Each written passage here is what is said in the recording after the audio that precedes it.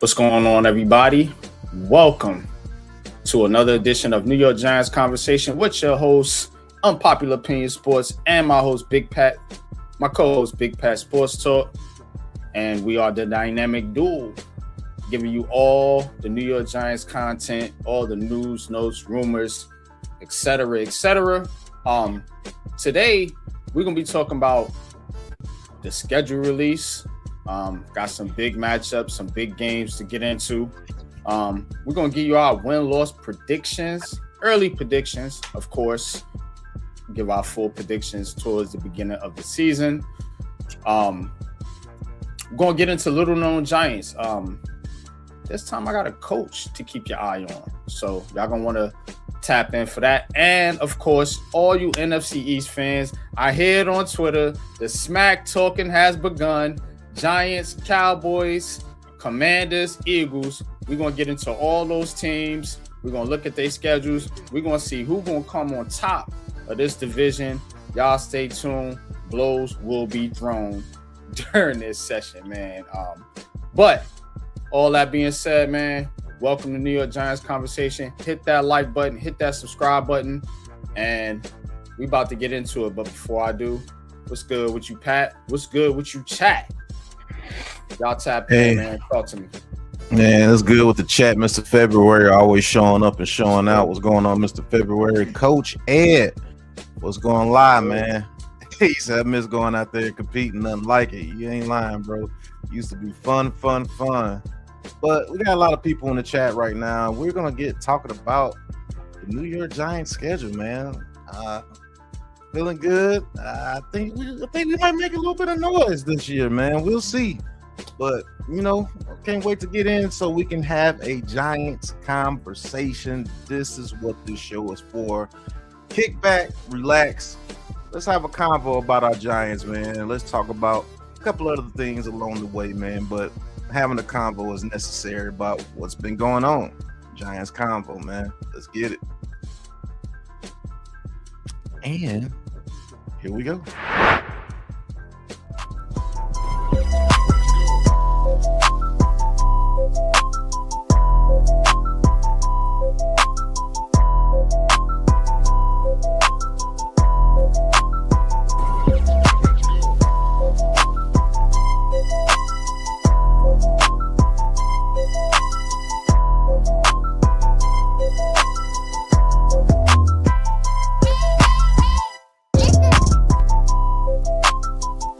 Welcome to Giants Convo. All right, man. We are back, man. Shout out to y'all, man. Shout out to y'all in the chat. And shout out to you, Pat. Let's get into this thing. So, we got our schedule. We know who we playing. We know where. We know when. And we're going to see if we can get these wins. Get it? And see how many wins we can get on this schedule. So we're going to pull that up right now. Like I said, y'all tap in, comment, tell us what you think. Coach says, how I would have loved to compete against true players. Yeah. Very competitive, of course. Basketball player by nature, but also dabbled in football. Don't know how I would have did it against a guy like Coach coming across the middle. So that might have not felt too good. But anyway, yeah. Let's get into the schedule. All right. No, that's not what we're looking for. There we go. All right. So, New York Giants 2026 schedule. Preseason, of course, we already know. Preseason Vikings, Dolphins, Jets. One thing I will say about the preseason, just be mindful of this. And shout out to you, Pat. We talked about it the other day. The Ravens have taken the preseason very, very seriously. Serious. And I suspect John Harbaugh, even some of the reporters are saying it. Shout out to P. Dot and P. Train, Patricia Trainer. They're like, hey, this is going to be a different type of preseason feel for the New York Giants than in previous seasons because starters are going to play and they're going to practice different. It's not going to be lax practice. They're not having music and playing Marvin Gaye and Bobby Womack and they out there hitting, or getting physical, not hitting, per rules, but they out there getting more physical. The practices are more intense is what I'm trying to say. And so the preseason will be that way too. So expect to see the Giants starters play in these preseason games. I would not be surprised if they played in all three in some way, shape, form, or fashion. So maybe you take the first preseason game, you give them a drive. Maybe the second preseason game, you give them, a quarter. And then maybe third, you give them a half. So I suspect it's going to be kind of ramped up like that in the preseason. But what's your thoughts on the preseason? You brought this up to me, like I mentioned. What's your thoughts on the preseason and the approach, not the opponents per se, because we already know the games don't count. It don't really matter who you're playing. But what's your take on the approach? I think there's going to be a very, very serious approach to preseason this year because there's going to be a lot of players fighting for position and minutes on the field. You got to think all the defensive tackles that we signed, people like Alexander and Chauncey Ghost and Lil Known Giants last week. People like Leaky Fotu, a bunch of undrafted rookies. Just on the defensive line alone, I know there's going to be a huge competition to get minutes behind DJ Reader and Shelby Harris. Those two are the staples, and those are the two that's going to get the most minutes. But everybody else, you're going to be fighting for minutes. And it's not a lot of minutes to be had at that defensive tackle position, man. And, Avril Reese has to get acclimated to the starting lineup. And then there's going to be competition at the middle linebacker position at the backup. You got Jack Kelly, you got Morsal, you got McFadden. He's only on a 1-year deal. If he shows that he can't outproduce Jack Kelly, yeah, he might get cut. There's a lot of guys going to be fighting for special teams in that safety position. You got Pennock, you got Washington, you got Newbin, you got Holland. You got so many people that he brought over. What like who starts? You see what I'm saying? And then there's competition at the cornerback position. You got Colton Hood. Is he going to be fighting for a starting position? Is Deontay Banks fighting just to stay on the team? You got so many things going on now. The only thing with the edge rushers ain't gonna be too much competition with the edge rushers. The edge rushers are who they are. But then you got the receiver position. Tavon Austin's only on a 1-year deal. They brought him over for speed, but hey, if somebody steps up, one of those young kids step up that they sign, who knows? And then you got you can say that, Rainey. And then you got the offensive line. You got J.C. Davis. You got Evan Neal. You got a Doodoo. You got you got Francis CC. He has to get acclimated to the NFL. They're gonna want him to get up to NFL speed, even though it's the preseason. Those reps in the preseason are gonna count. So just look for a lot of competition, bro. Like a lot of competition, especially on the special team side. He's going to want to see who's going to go out there on special teams and do their job, because those are some of the guys that may make the team that you thought wouldn't make the team. Because remember, he's a special teams coach. So if you go out there and show that you're willing to play that special teams, he gonna look out for it. Yeah, no doubt, man. And I do suspect there to be some real competition, as you mentioned. Yeah, training camp is going to be lit. And remember, their training camp is not in Jersey this year because of the World Cup. It's in West Virginia. So, they kind of get away from a little bit of everything. They kind of got a little getaway, and that can be good for a team, bonding, as they say. But let's dive into it. So, week 1 off the rip, Sunday night football, Giants at Cowboys. Let me get my little pen here. So we're gonna write our win-loss predictions here as we get into it. So Big Pat and NYG. All right. So week 1, Cowboys, Giants. It's in MetLife. We do not know if I see some of you guys in the chat mentioned it. We do not know if Neighbors will be playing in that game. We don't know, really kind of what this Giants offense is going to look like. Scatterable coming back from injury, although I think he'll be ready. And of course there's Neighbors. And then you got questions about some of the other players there, as far as wide receivers. You thinking about Malachi Fields, who's a rookie, who I'm high on, but he's still a rookie. And then you're talking about Darius Slayton, who also is dealing with an injury, core muscle injury. And then you got Darnell Mooney, Calvin Austin, yada, yada, yada. You know what I just thought about, Pat?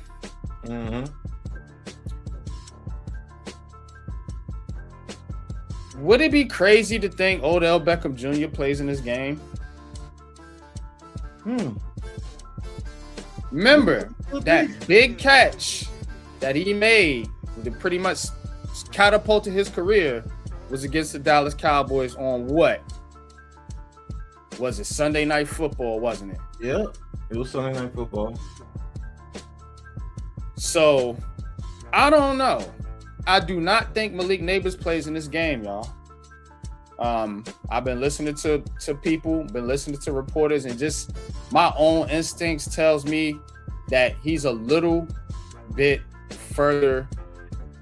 He's a little bit behind than everyone thinks, and that's okay. But you still got to prepare, as if you're not going to have him. All that being said, I like this matchup. I like how it's set up for the Giants, and here's why. Let's talk football. If you can make Dallas one-dimensional, remember they don't have no dynamic running back there. There's it's Javonte Williams, who I like, shout out to Carolina, and then there's Jaden Blue, who Cowboy fans themselves have questions about. So if you can make them one-dimensional, now their wide receivers are good, so it's going to be tough on the corners. But remember, we got that pass rush, and you're facing a quarterback in Dak Prescott who's not going to run around and do these crazy. He can be elusive, don't get me wrong, but again, he's a lot easier to get to than Jalen Hurts and Jaden Daniels. So if you can make this Cowboys team one-dimensional, I think the Giants are going to get sacks. They can potentially get some turnovers, and I think ultimately they win this week 1 game, whether Neighbors is playing or not. Call me crazy, but I just like the matchup. Pat, talk. Yeah, I like us. I give us a dub week 1 against the Cowboys. It's a different team, Rainey. Yeah, club. I do like this team. I do like the. Go ahead. I do like the physicality of this team that I'm seeing. And I think our physicality against their fast defense can actually be in our favor. And I think the whole Malik Neighbors thing is being overblown a little bit. We'll see. They played well without him last year. Jackson Dart is not like he was just out of sorts without Malik Neighbors on the field last year, and that was in Dabo's system. So imagine if he got an actual real run game behind him. And we still got Slayton. We still got Mooney. We got Isaiah Likely, Theo Johnson. So the game will be ran. Will definitely go between the running game and the tight ends until Malik Neighbors gets back. So I'm not saying that Malik Neighbors is not playing. Everything is gone. I just think he will be a huge add when he comes back to the team. And when he gets back and he's healthy, and you got people like Isaiah Likely and guys like that on the field, we good. And I just think it's time for us to beat the Cowboys, man. It's time for us to beat the Cowboys in a game that means something. Very first game of the year. And let's see if our defense proves to be something that the Cowboys and them haven't seen, because we got that in our back pocket too, the unknown. You don't know what we're trying to do on defense and stuff right now. So we could use that to our advantage. And if they catch on, it may be too late and we get a 24-20 win or 31-24 win or something like that. We'll see. But I got us a dub in week 1. Okay. So you saying dub, I'm saying dub. I'm going 24-21. That's my early score prediction. I'm going 30-23. 30-23. Okay. 7-point win. All right, week 2. The Rams. This one is at LA and it's on Monday Night Football. And again, the Rams were the runner-ups in the NFC last year. And they did not, they didn't fall off. And I think, them getting tougher in the secondary, trading for, McDuffie, right? I think this Rams team is going to be right back there. But something tells me, just looking at the matchup, right? Follow me here. They kind of match up like the Cowboys. I think the Rams are a higher version of Dallas. When you're thinking about their personnel, Puka, CD, Devontae, Pickens, Stafford, Dak, they're kind of similar in a way. The Rams don't run, but they can run on you. Same thing with Dallas. So if I like that matchup, I have to like this matchup.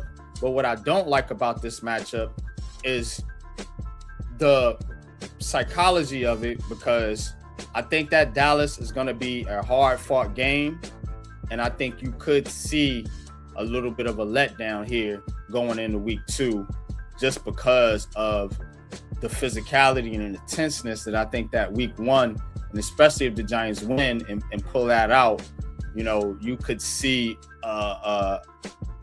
them maybe not as ready for the Rams, although they do got a good, they got a little bit of a break here playing on Monday night.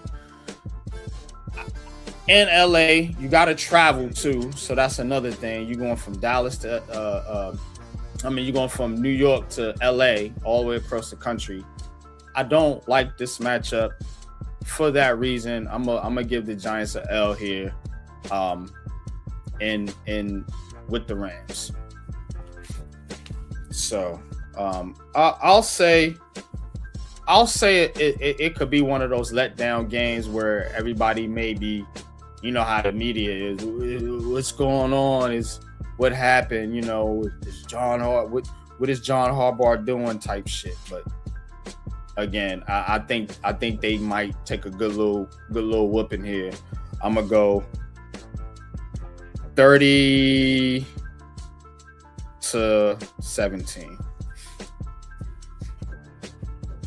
Okay. This game here, I'm a little because I do think they can win this game. But the matchups are similar. Remember, like I was saying. Yeah, the matchups are similar, and can we run the ball against the Rams? I think so, and I think that's the only way we can score consistently against this Rams team. Because they helped out their secondary. Then they got Trent McDuffie, correct, from the Chiefs. Yeah. So do we have enough firepower offense to pull this game out? Because I don't think either team reaches 30 points. But if the Rams put up 24, let's say they put up 24, do we have enough firepower to score 25 or more against this Rams team? And they're going to LA. You know that place is going to be jumping. I think that's their home opener. In prime time. Man, bro. I think we play the Rams tough. But let's just say they beat us 27-24. I'm gonna give us a loss. I'm gonna keep it a buck. I'm gonna give us a loss 24-21. I don't think they're gonna punish us. 24. But I think, I just think that Super Bowl caliber team pulls it out against this young up and coming Giants team. And let's just say Jackson Dart makes a mistake at the end or something. Who knows how it happened? Giants got to travel too, Coach. I mean, they're not traveling from overseas, but remember, the Rams are the home team. So the Giants are traveling, they making a West Coast trip as well. I think that's how the NFL kind of evened it out and made it fair for both of them. So while that is a good observation there, I do think that the Rams still have the advantage here, even with the travel. So, but all right, game I would give it to the Giants, but since they're going to LA, they're going to LA, and the Rams are tough, man. They upgraded their defense significantly. They got Jalen Watson and Trent McDuffie. Remember, they still got Curlin Kitchens. They got Verse over there. They got Fisk. Puna Ford, they got some Ty Hamilton down over there. They got some pieces in their defense, and I just think that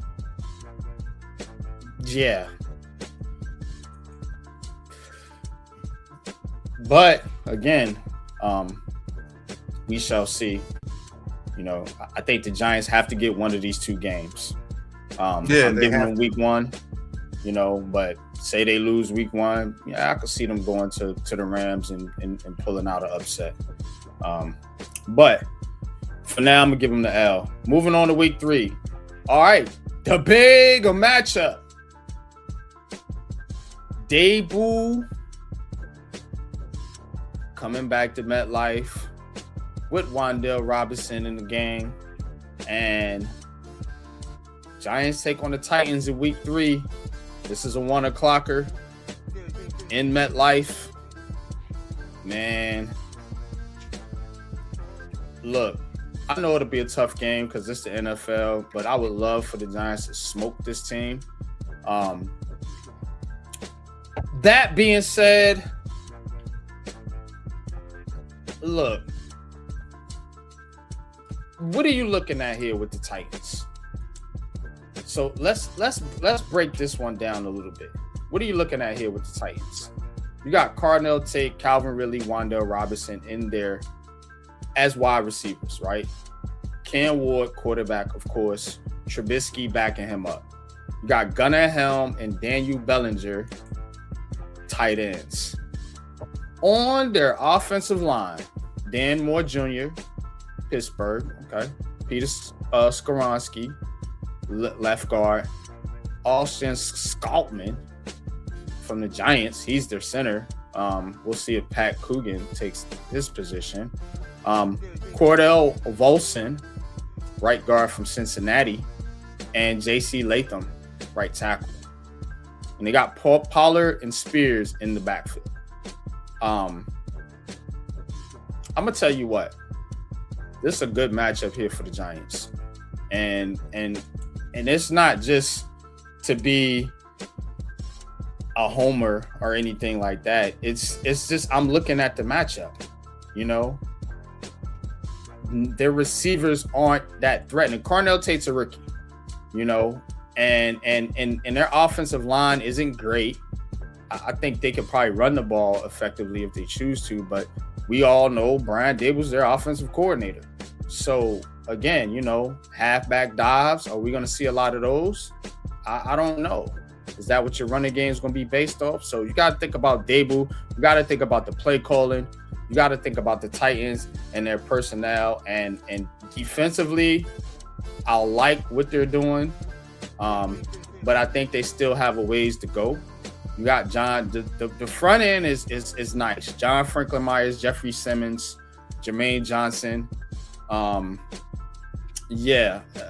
like some of the pieces. Solomon Thomas, Keldrick Falk. They drafted O2, a guy we talked to at the Senior Bowl last year. Oladeju Olufemi. Yep. And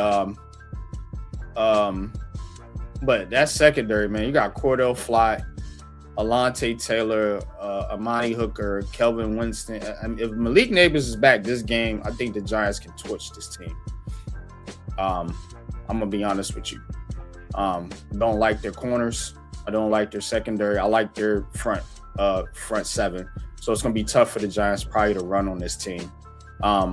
But defensively, I think they can take advantage and make them one-dimensional and cause Cam Ward to make some mistakes.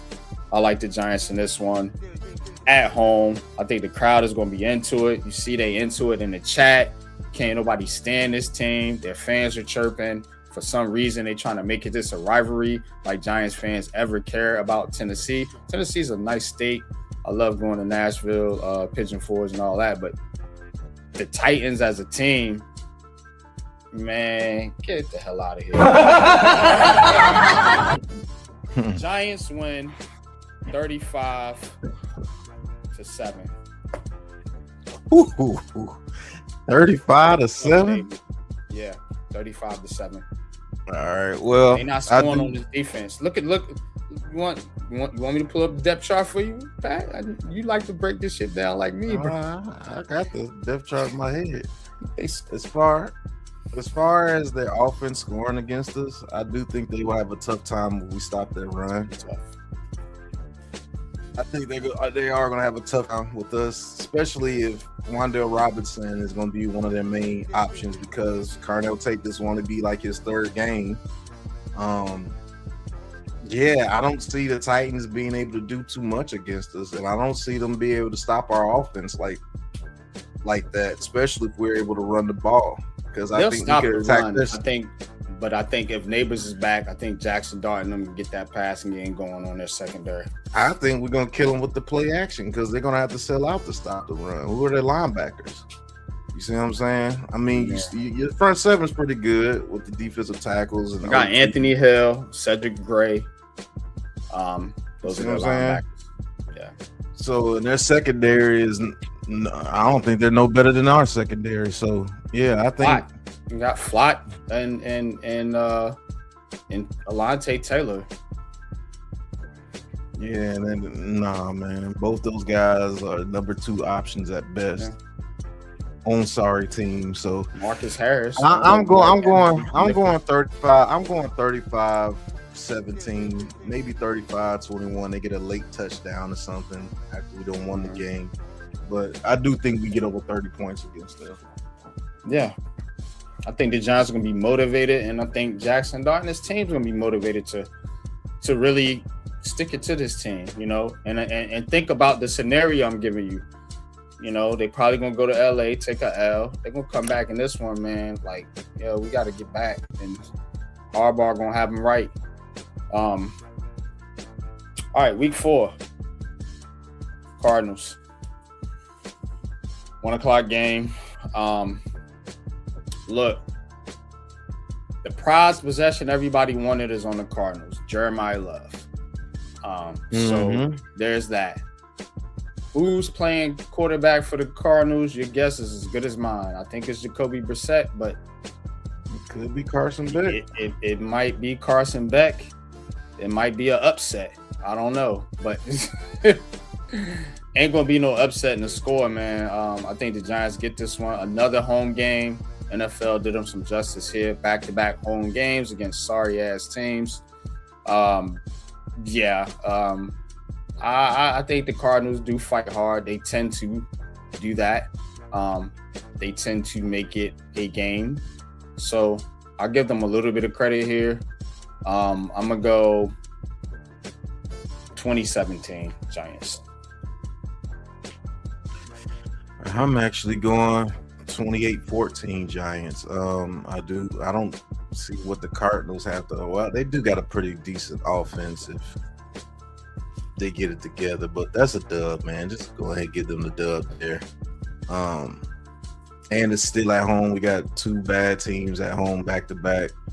We need to win both these games in our home front. We got 3 home games in the first 4 games. If we get those 3 home games, that would be good. But yeah, that's a dub against the Cardinals, man.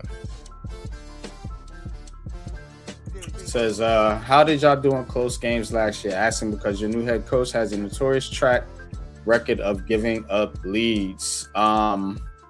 We were not great in close games last year. We gave up leads with the coach that we had in Brian Dable, along with Mike Kafka. So what I will say is, for the Giants to even have a lead is a good thing. So yeah, if you happen to give up a lead and the game gets close, you need that man right there on the screen to step up, and that's where the quarterback narrative can get put in. You know, that's why I like to put the quarterback narrative in. And I don't think the quarterback's all be in. I don't think the quarterback makes the team, but I do think that the quarterback a lot of times does make the difference in close games between winning and losing. You need that closer. You know what I'm saying? Sometimes it's the running back. A lot of times it's the quarterback in the modern day NFL. So you need that closer. If this kid right here can pull it through, I think those close games will swing in the Giants' favor. Well, not all of them, but a lot of them, a lot of the ones they lost last year. Remember, they gave up like a 30-point lead to the Broncos. I mean, like, bro, it was bad. You know, it's not John Harbaugh. You know, it was bad in a sense of like this team had double-digit leads and they were giving them up. You know, so I do think they'll do a lot better in these games this season. All right, so far, man, we both got the Giants 3-1 out the gate. Wouldn't that be a change? Week 5 at Commanders. We are Commanders. They got their little theme songs and different things like that, and they like to beat up. You know, they like to chirp in the on Twitter, in the media. The Commanders, I've been doing we're gonna have Inside the NFC East here soon, so y'all stay tuned. Hit that like button, hit that subscribe button. We will go inside the NFC East and talk about the Commanders, the Cowboys, and the Eagles. But right now, we're just going to do the schedule prediction for the New York Giants. Commanders at Commanders, week 5, 1 o'clock. The problem with this matchup, Pat, is, first of all, I don't know what this new Commanders offense is going to look like because Cliff Kingsbury is not the OC anymore, and Jaden Daniels barely play at all last year. I don't know what they're going to look like offensively. Defensively, you like Sonny Styles. I don't like anything else, much else on that defense. So to me, this matchup again should favor the Giants. It's going to be a tough division game, though. Let's go 28-24 Giants.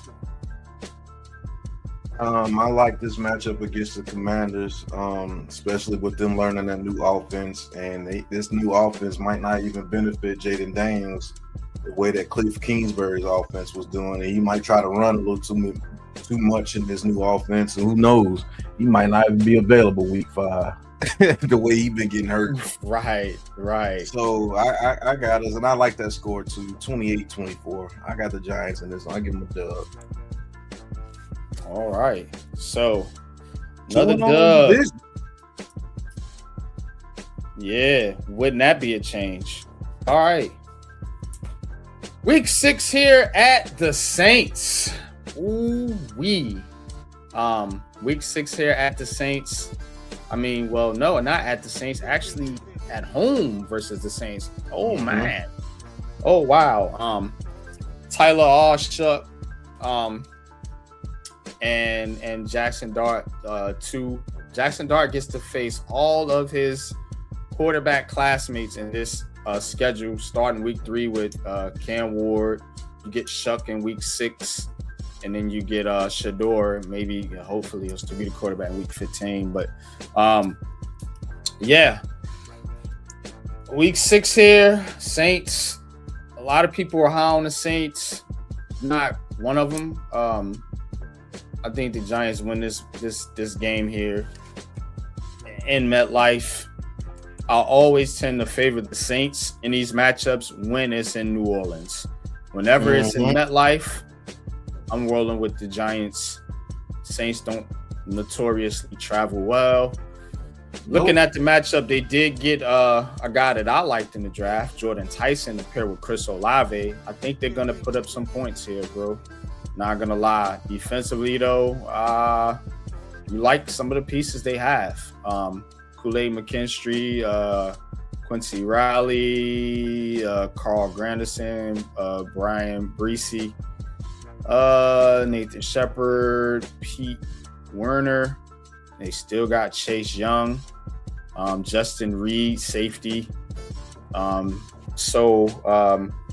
drafted Lorenzo Styles Jr., TJ Hall, Christian Miller to add to that front seven. So I think I feel like the Giants gonna lose one of these dang on games. Don't think it's gonna be this one. Got them at 5-1. Crazy as it sounds, but yeah, I'm gonna give them another dub. I got them with a dub too, and I think they went 31-20. 31-20. Yeah, I think I'm gonna Jackson go. Dart might go in.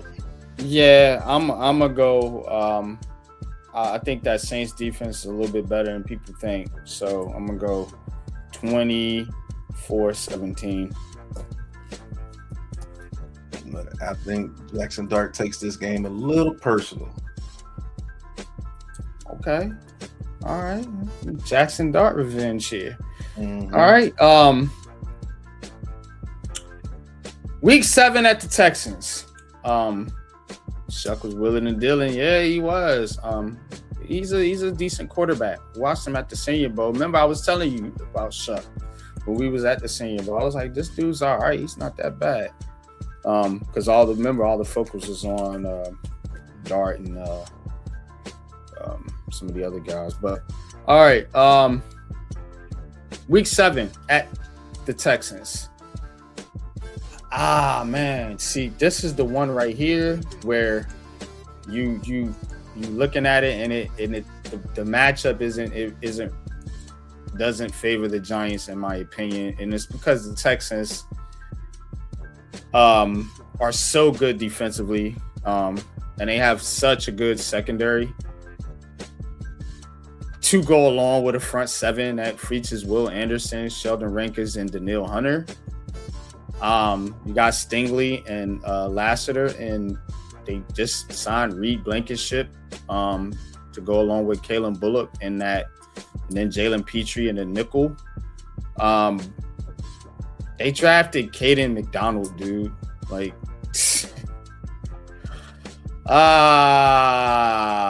boy.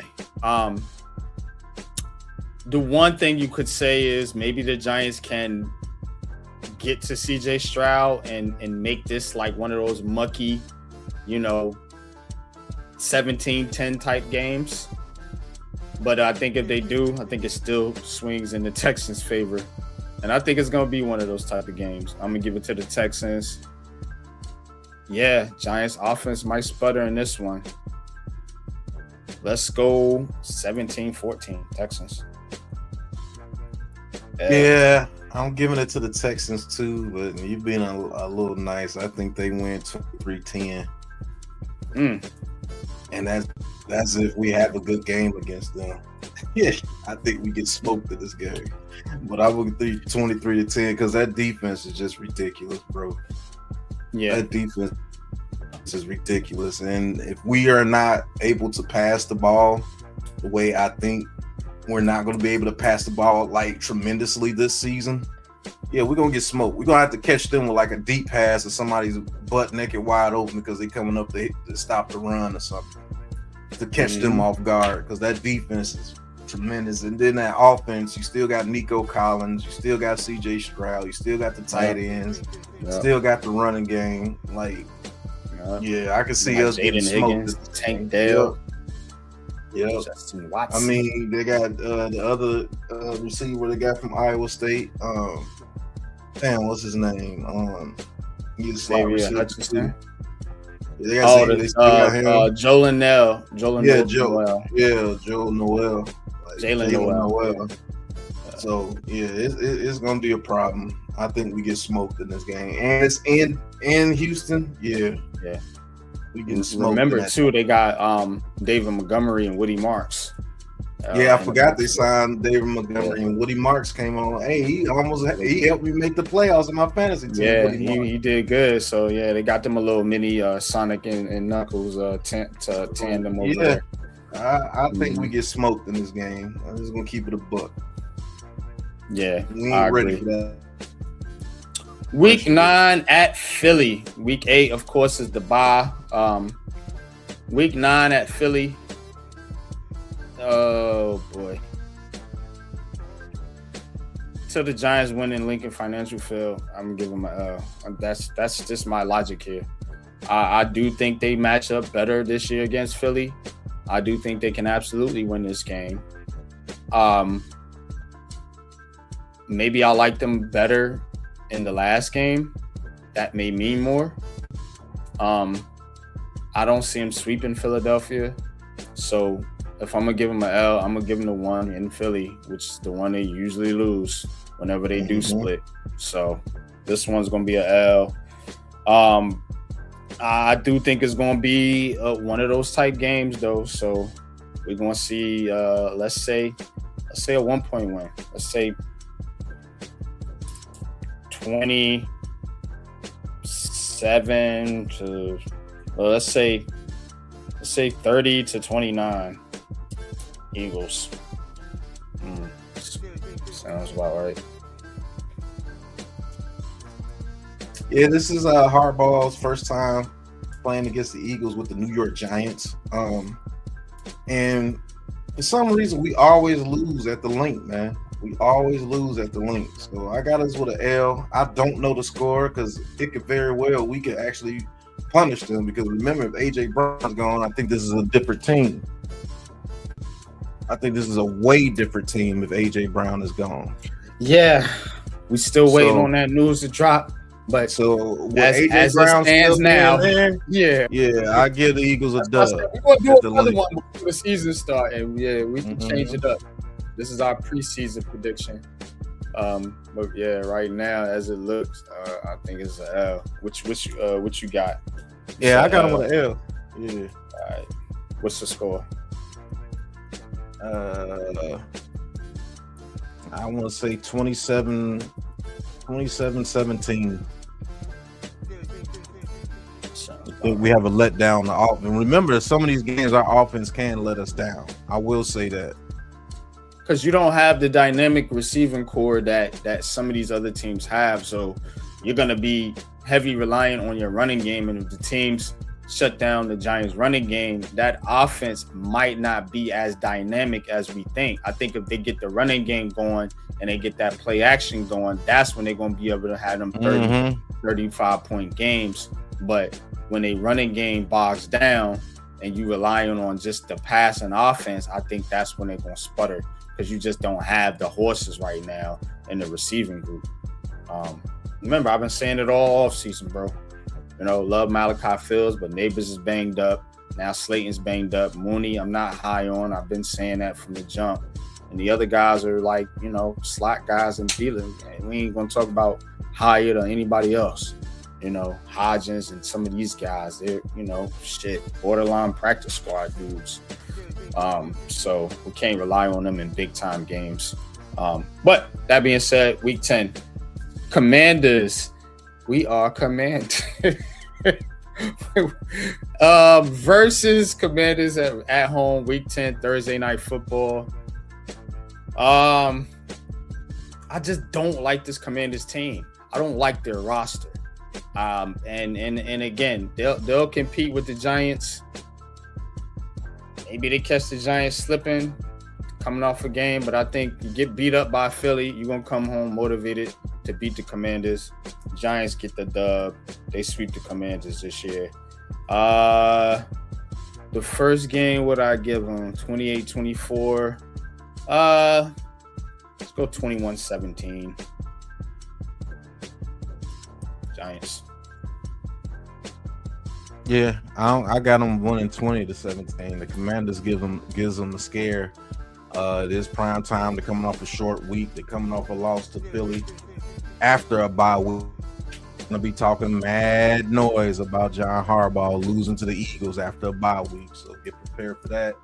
And I think they eke out a victory against the Commanders and sweep the Commanders for in their division this year. Yeah.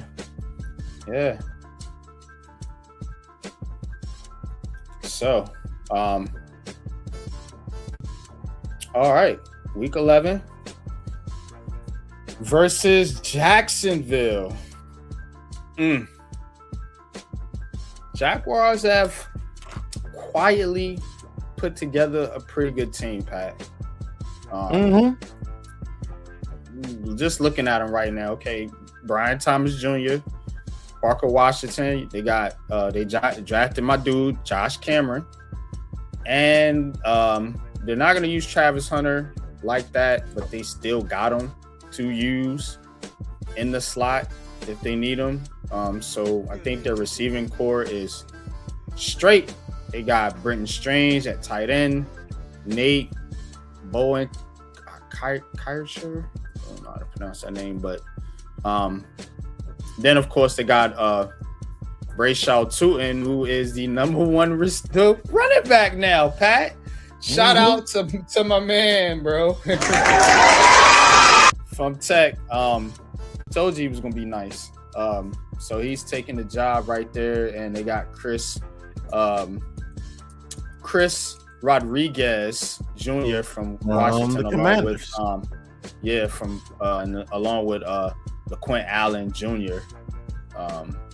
In that backfield, you know. And I mean, we know what their defense is about. It's very, very good. Especially now they're putting Hunter at full-time at corner.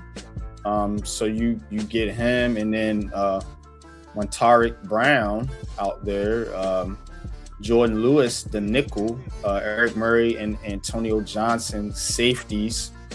Of course, you got Hans Allen and Trayvon Walker, along with Eric Armstead in that front line. So I think this is a tough game for the Giants to win. I do think some of these games ain't gonna go that way. I think this one doesn't. I'm gonna give my 21-20. Giants lose. Okay, I actually think this is a good matchup for the New York Giants, and I do believe we'll be able to run the ball against them. And what's the main thing Trevor Lawrence struggles with? Pressure. And I think we get pressure on Trevor Lawrence. And I think we win this game 24-20 by keeping them out the end zone at the end of the game. I'm giving them a dub. Okay. Got you. Week 12. Danny Dimes. With a chance to get his get back. Shout out to Cave. Appreciate you tapping in. Says Luke Almighty Panel. Salute. Giants go 10-7 Right now, I'm up to 1, 2, 3, 4, 5, 6 wins for the Giants. Pat, you got 1, 2, 3, 4, 5, 6, 7. Still got a little ways to go though. Says the Commanders might bomb y'all's DBs unless you get to that QB quick, which you may do. Yeah, it's just their receiver now. If they might make some moves at the receiver position, and that may sway me in one of these games. We'll see. Like I said, this is our preliminary predictions. But week 12 at the Colts. I know you were big on the Colts last year. I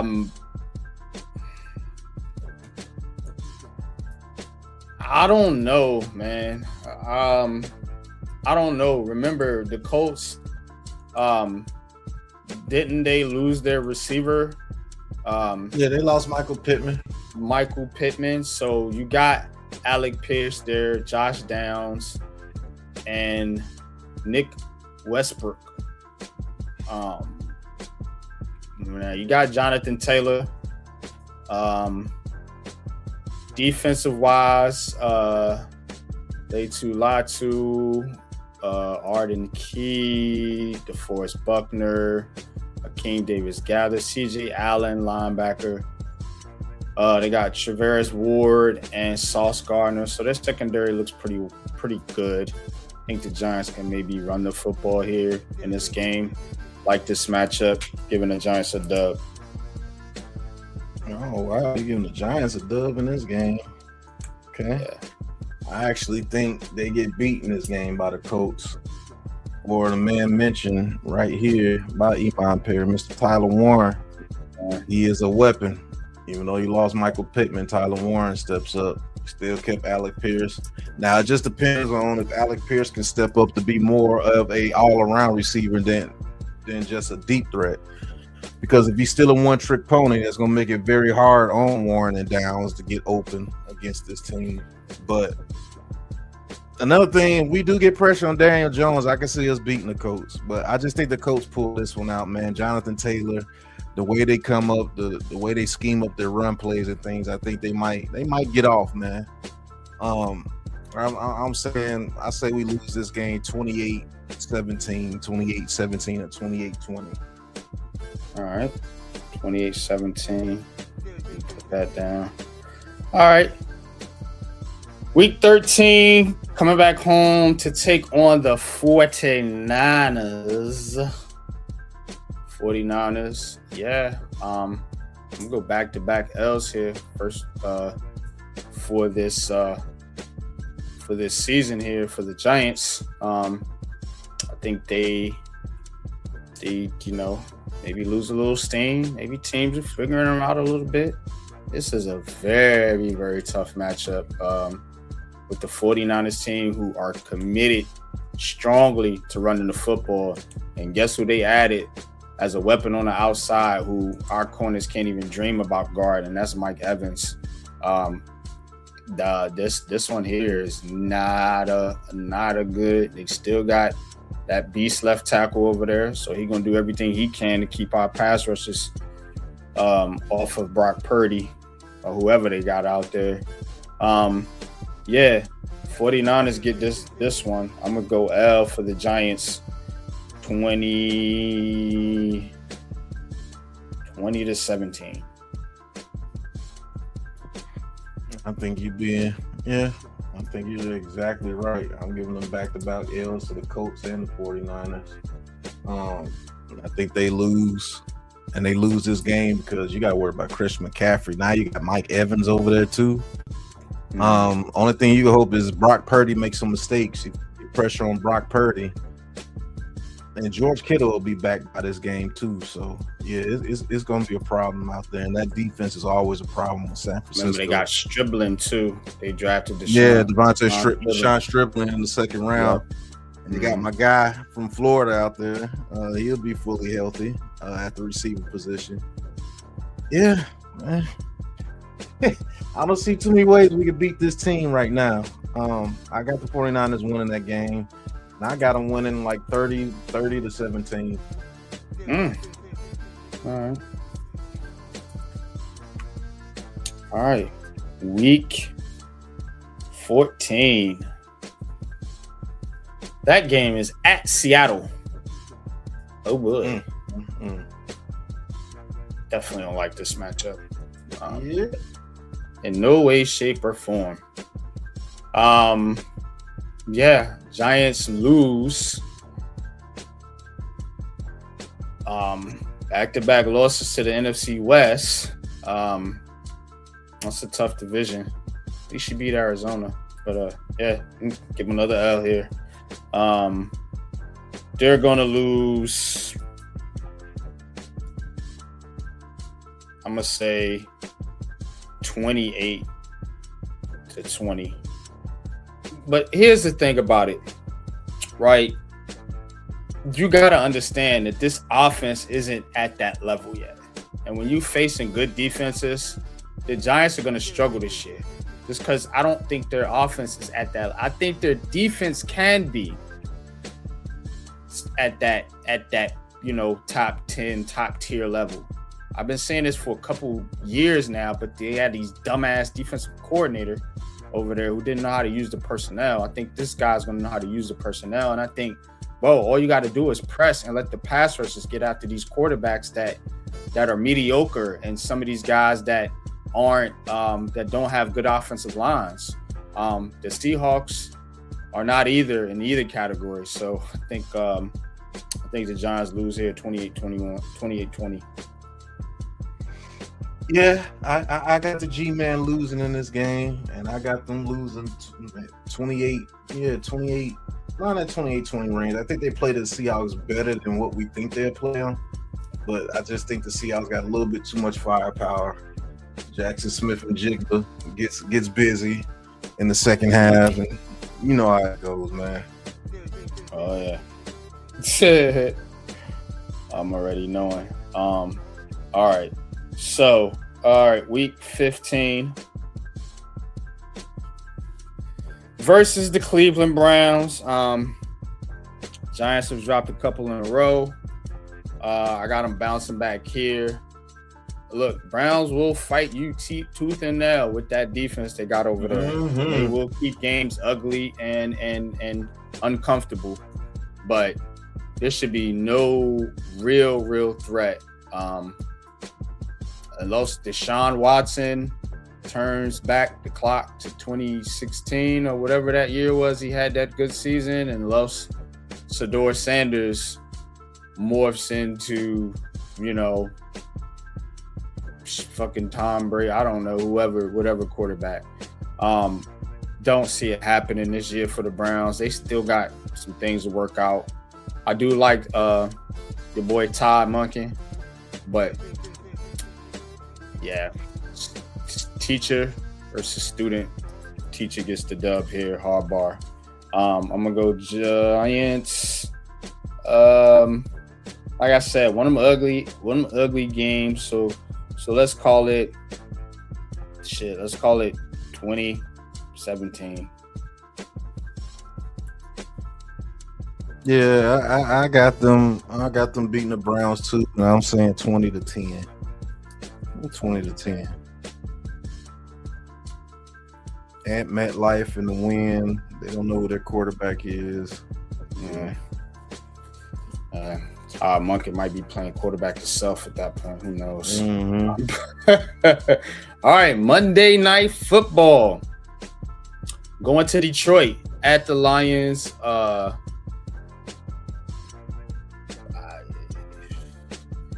Look, I think this matchup with the Giants and Lions is tough, but I do think the Giants can.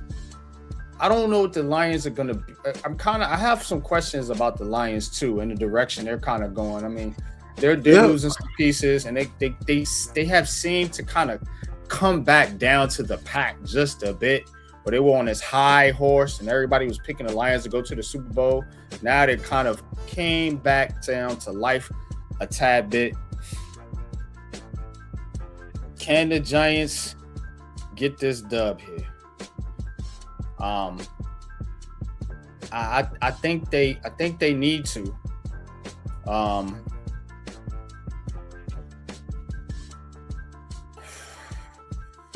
don't know, man. Yeah, I'm at Detroit Monday night. I'm gonna give him an L here. I think it's gonna be hard fought.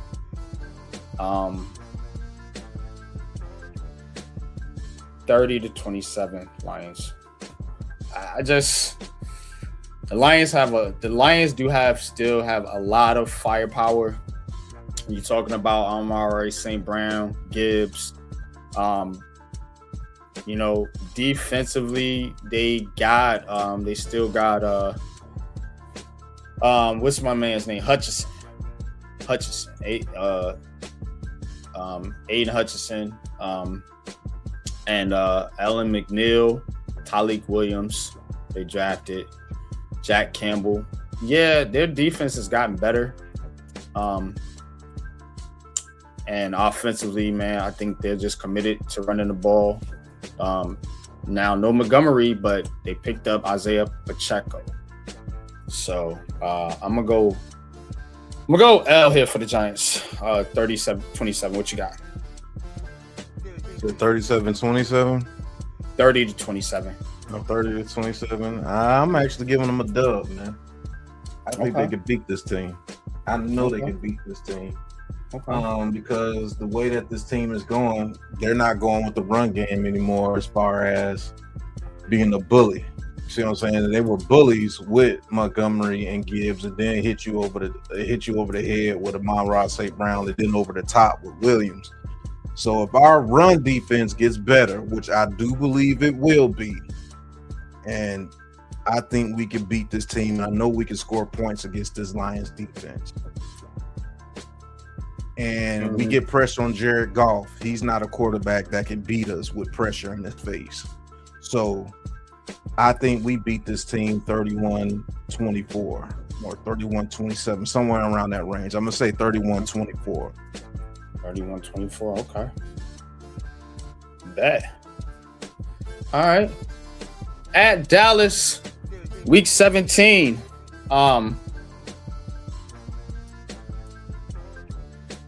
They beat them week 1. They not beating them twice. Nope. L.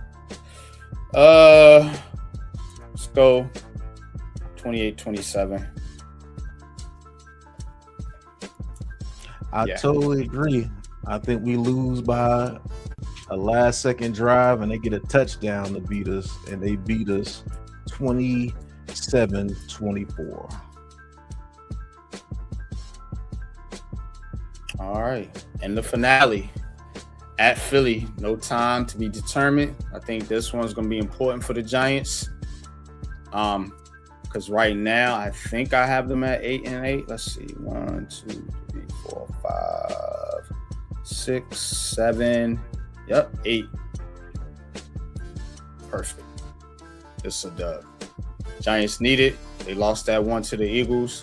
I don't think they're getting beat down in this division no more. Enough is enough. God damn it.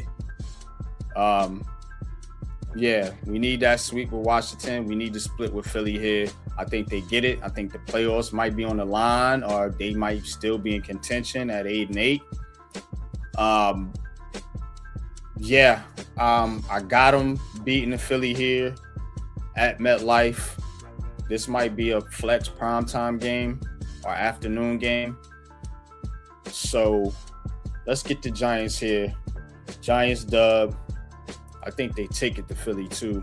35-17.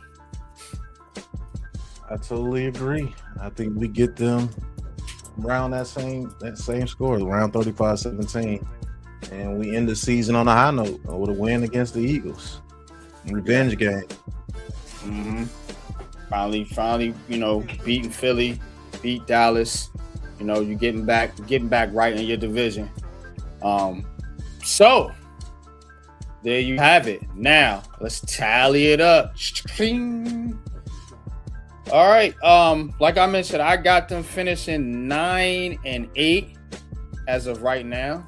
9-8. So, and Pat, let's see, you got 2, 3, 4, 5, 6. Got us at 10-7.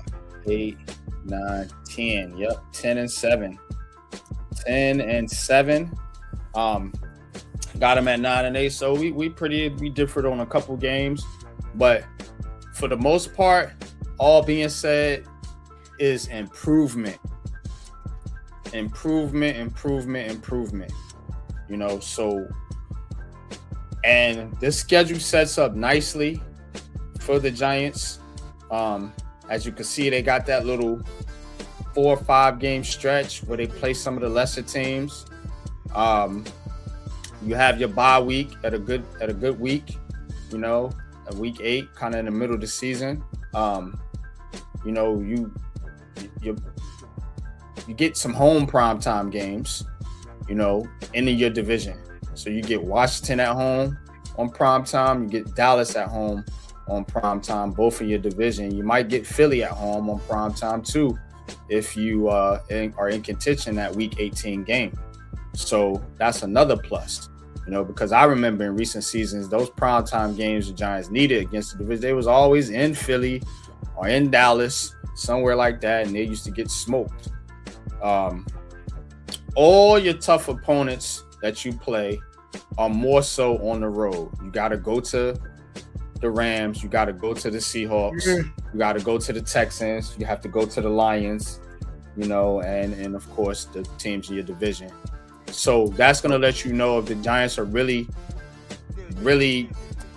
locked in like that, man, if they can go on the road in some of these environments and actually either win or, you know, compete. I think I had them losing a lot of those games. If I'm looking at my week 7, week 14, definitely, and then I had them losing the Rams game. But if they can go on the road and actually win or beat some of those teams, which I think they will, we never get these schedules 100% right, but I think one of those teams are going to go into their building and pull out an upset. You know, we'll see. Maybe it's the Colts. But I don't think that's really an upset. I think the Rams, Texans, Seahawks, Lions, Eagles, Cowboys. If you beat one of them on the road, yeah, that's good. The way I see it, how this season may go, they got to win one of these first 2 games because these are the heavy hitters, and this is going to determine, hey, what type of team you're going to be. And that can mess with the psyche of this team if they lose both those games. But preferably they win the Cowboys game. That's one I prefer them to win. But they got to win one of those first 2 games to show that, hey, we could be a real team and we could compete. Now, they have to beat the Titans, Cardinals, Saints, and Commanders. They should go 4-0 on those. If they go 4-0 on those games, I think they'll be feeling like they're a playoff team. They gotta beat the Commanders twice, and somewhere between these 4 games, between the Jaguars, Colts, Seahawks, and 49ers, you gotta win at least one of those games, maybe 2. And I think it's the AFC South. Because you go to the NFC West, I don't think you get any one of those games for sure. But I know they can beat the Jaguars, and in all honesty, they can beat the Colts too. I agree with you. So if they can get those 2 games out of that monster 4-game stretch, they cool. Beat the Browns. That Lions game is going to determine a lot too. Yeah. Because if you go primetime and beat the Lions, and you're sitting around 8 wins, 9 wins at that time, you're pretty much a shoe-in for the playoffs. Yeah. But that's really why I had them at. Yeah. I had them at like 7 losses right there at that Lions game, and then that Lions game made it 8. So yeah, that is a pivotal game right there, like you said. Yeah.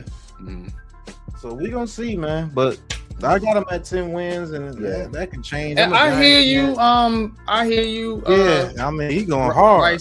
Right, Sam. But what you got to understand is, first of all, it's two different teams. Second of all, even if he had that team planned for half-assed for 3 quarters, it amounted to double-digit win seasons. I don't give a fuck what you saying right now, bro. Because if Harbaugh is such a bad coach, why would the Ravens always end the playoffs? That's all we looking for. You talking about 4 from 10 wins. Yeah, you can go from 4 from 10 wins when you got a coach who barely ever gets less than 8. So yeah, you can make that type of leap. Coaching matters. You want the examples? Look what Vrabel did in New England his first year, second-year quarterback. Look at the Bears, what they did with Ben Johnson. You know, and the Patriots were trash before the last season. They got back on track when they bought dude over there in Jacksonville. This can happen, you know, and those teams were bad, all of them. You know, look at Washington. They had a pop, but they F that up like we knew they would, thankfully for us, because now it gets us in the door. But again, yeah, they went from a bad team to a playoff team in Jaden Daniels' first year with a new coach and a new quarterback and a new system and a new philosophy and yada, yada, yada. When you have bad coaching for years, yeah, a coach can make a difference from 4 to 10. I'm not even saying 4 to 10. I'm saying 4 to 9. That's a +5. And if you look at the schedule last year, there were at least 5 games the Giants could have won that would have put them in 9 wins. I can go down the schedule and show you. So that being said, I'm not tripping. And yes, I am dead ass, as you say. Yeah, we won in 9 games this year. Thank you very much. But 9 and 8, and again, I'm opt to change my mind if we get new evidence to support the flip side of this argument, which is what you're saying. Guys like Pat Leonard saying the Giants gonna win 4 or 5 games again this year. Cool. Hey, look, I'm not mad at you for saying that because we don't have any evidence to say anything else. You know, when you're a bad team, you expect the team to just keep on being bad. But we watch football, we know football, and we know that's a hunk of baloney, and we know how important coaching matters in this game. So we're going to see a difference. Will it be a big enough difference to get them to the playoffs, to get them to 9 wins? Maybe. Maybe I'm off base.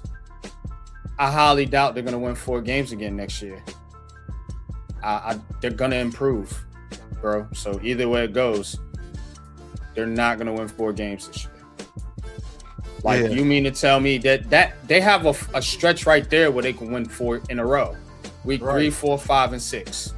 There's your 4 wins. So you mean to tell me they ain't going to win no other games on the schedule? Like, make it make sense.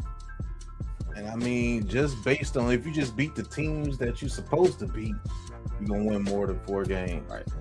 They just got to show heart in all these tougher games in those tough stretches. See, what they do to the Giants is they give their tough games back to back to back to back to back. Like week 11 through week 14 is ridiculous. And then week 16 through 18 is ridiculous. And week 1 and 2 is ridiculous. So you got to take advantage. I'm saying they might have to beat the Eagles after that bye week. Let's keep it a bug. If you got a whole bye to play your division game, you're supposed to win games like that. You know what I'm saying? Because you might need to win that game. After the bye. Yeah, you might need to win that game because you got a short week against another division opponent, and then you got to go where you at home for Jacksonville. Then you got to go to Indianapolis, then come back to New York, and then go all the way back West Coast again against the Seahawks. It's tough. And then your final 3 games, 2 of those are going to be in domes against the Cowboys and the Lions, and that's going to be tough. So it's tough, man. But I don't know. I got them at 10, but it could easily be 6 or 7. what position group can you afford to have many? Can you not afford to have many injuries in? That would be obvious. That's the secondary. That's probably just in this group on our roster, in my opinion. But that being said, they have enough depth on this roster to where we can sustain a couple injuries. It's not like years previous where one guy goes down, it's over. You know what I'm saying? But this year, I think if they have an injury on the offensive line, it's deep enough to withstand it. We already got injuries in the wide receiver group, so there's that. And on defense, obviously, with the linebackers and pass rushers we added, if one guy has to go down and miss a couple weeks, I think they'll be okay. Mac, the Giants fan, what's good with you, man? Shout out to you, brother. Appreciate you, man. Thanks for tapping in. Says with better coaching, this team could have won 9 games last year. Yeah, that's what I was pointing out to the brother in the chat. Dallas, Denver, Green Bay, Chicago, and Detroit should have all been wins. Now the roster is better and the coaches too. See, there you go. There you have it. Mac pretty much put out there what I was echoing.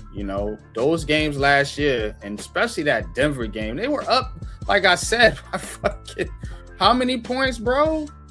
Like, and you lost 26 points or something. 26, 28, something like that. Green Bay, yeah, Chicago, Detroit. You get Detroit again this year. You get Dallas again this year. So can they win those games if they lost to those teams last year? Yeah. We all beat Detroit with Jameis Winston in that quarterback with no neighbors. Get a second year in Jackson Dart, who should progress. I'm sure he's learned something from year 1 to 2. So yeah, and he did pretty good in year 1. So call me crazy. I got him at 9-8. All right, let's get into this NFC East now. Let's switch gears here. We're going to do a little NFC East and just see. Well, first of all, now we got a couple topics we're going to tap into before we get to that. Let's break out. Let's talk about this a little bit.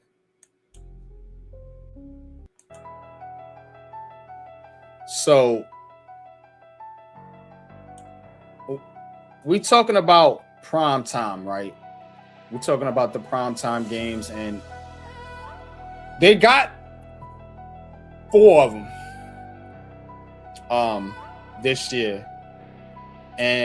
But the prime time has not been good to the New York Giants. Prime time has not been good to the New York Giants. So can they break the curse this year? We're gonna have to see.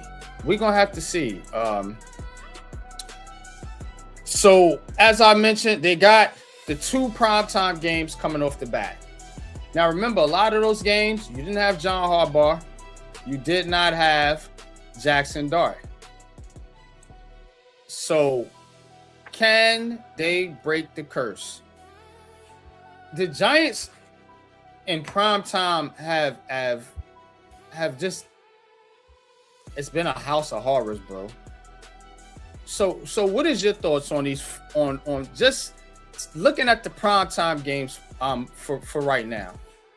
Can they break the curse in prime time? I definitely think they can. The 4 primetime games we're looking at is Thursday night against the Commanders. I think they can win that one. And I picked them to win the Monday Night Football game against the Lions. And we both picked them to win the Sunday Night Football game against the Cowboys and the loss against the Rams. So let's just say this. Let's say they split their first 2 primetime games. I think that's a hell of a way to beat the curse right there. Hey, shout out to, I don't know if you did that already, the Coach Ward. Shout out to Coach Ward for the $10 super chat. He says, we improved in every area, added more depth at defensive tackle instead of depending on one disgruntled player in the interior. Add competent coaches that should stop us from losing in the fourth quarter collapses. That is very true. Yeah, appreciate you, man. Shout out Coach Ward. And I agree with you, Coach Ward. I do believe that if we're getting these teams in these pressure situations and the closeout games, I do think we're a lot better this year. And I do believe Jackson Dart is a prime time type quarterback, man. His style is prime time. And so I think he gets us over the hump. Let's just say if we go 3-1 in primetime games, we almost got as many victories as we did last year. Yeah. Go ahead, NYG. It's not, you're right. It's not a hard bar to clear. You know what I'm saying? So again, man, we looking at prime time, right? You know, and remember how those guys were hyped going into the look, man, these dudes are young. They're not thinking about what the Giants record was in primetime games in the past however many seasons. You know, they are trying to go out there and prove their worth. You know, and so again, man, I think they can. I think they can. Look, all I'm asking for is 2-2. So, like I said, win the Cowboys game, win the Commanders game. Maybe you drop the Rams and Lions game. That's cool. You know, don't just go 0-4. Yeah, go 2-2. Don't go, 1-3. Go, no, you know what I mean? So definitely, man. I definitely think they can break the curse. The other burning question we was gonna ask here was John Harbaugh and the NFC East. John Harbaugh versus the NFC East. And hey, remember, John Harbaugh used to coach in the NFC East under Andy Reid, I believe, in Philadelphia. So it wasn't Andy Reid. It was I know he was a coach in Philadelphia. But so he knows this division. He knows about it.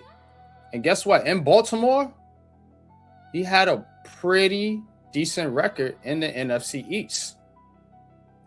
And so, a lot of people saying, can't beat the Eagles, can't beat the Cowboys, Commanders kicked your butt last year. I'm saying new coach, new results. Because again, he's not carrying the Giants past on his back. He's carrying the Ravens past on his back.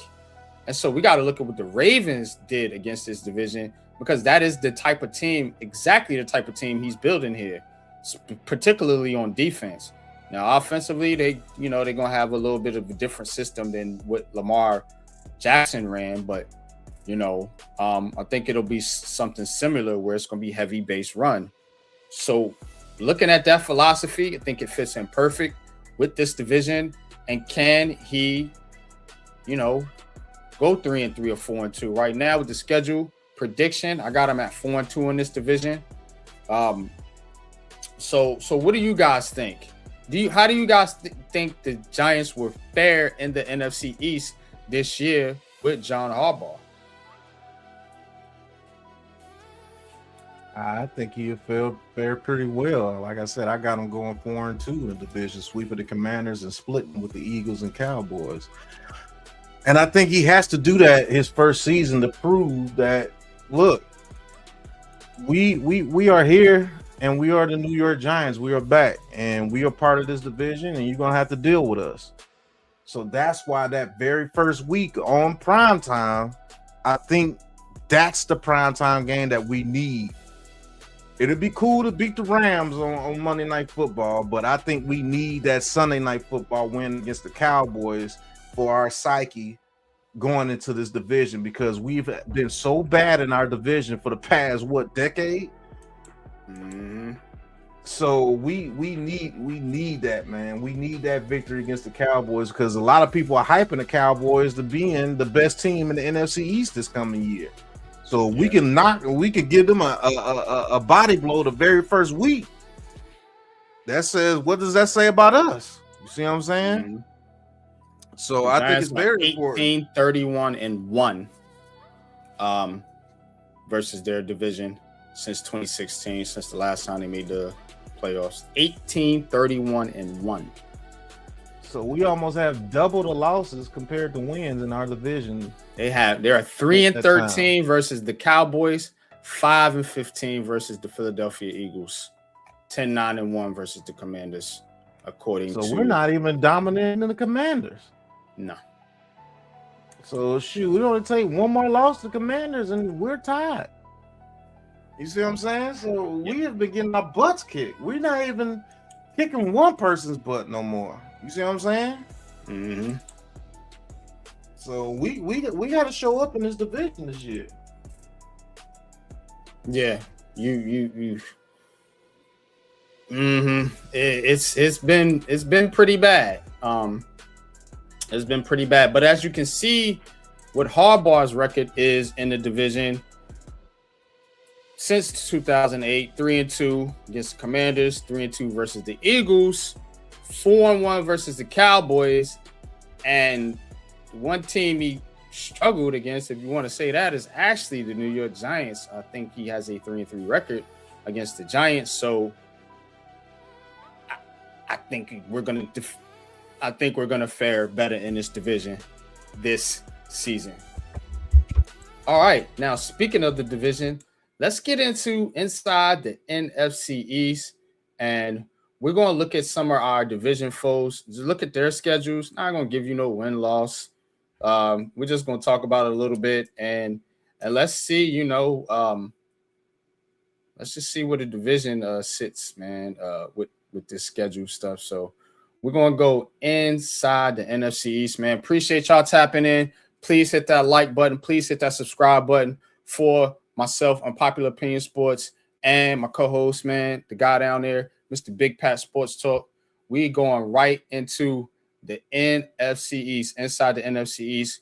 Giants, Commanders, Eagles, Cowboys. Let's do it.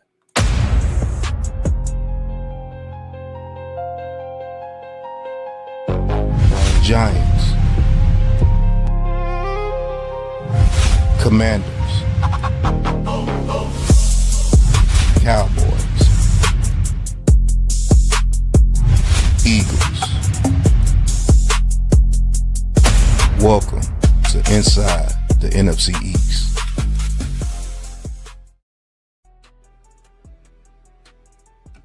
All right, man.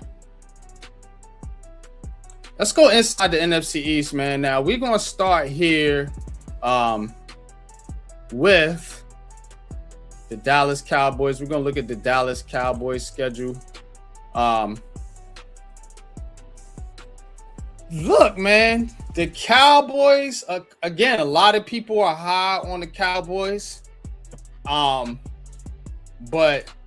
looking at those first 7 weeks, Pat, it's going to be tough for them boys. It's going to be tough for them boys.